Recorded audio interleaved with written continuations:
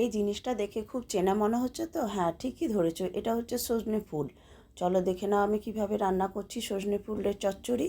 প্রথমে তো ফুলগুলো ধুয়ে বেছে পরিষ্কার করে নিয়েছি। তারপর কড়াই তেল দিয়ে দিয়েছি সামান্য পাঁচফোড়ন। পাঁচফোড়নটা গরম হয়ে গেলে দিয়ে দেবো ছোট্ট ছোট্ট করে কেটে রাখা আলু। আলুটা একটু নাড়াচাড়া করার পর দিয়ে দিচ্ছি ছোট্ট করে কেটে রাখা বেগুন। হ্যাঁ, আমি এখানে বেগুনের খোসাটা ছাড়িয়ে দিচ্ছি। খোসাটা ছাড়িয়ে দিলে কিন্তু বেশি টেস্ট হয়।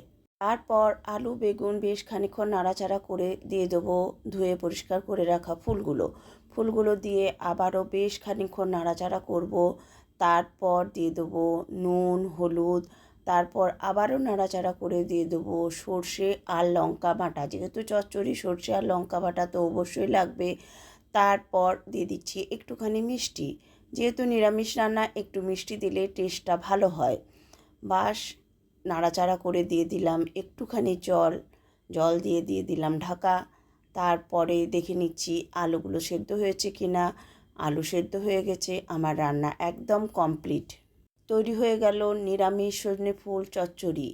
আচ্ছা, আমার এই রান্নাটা কারা কারা করছো তারা অবশ্যই জানিও তোমাদের কেমন লাগলো আর কেমন হচ্ছে। সকলকে অনেক অনেক ধন্যবাদ।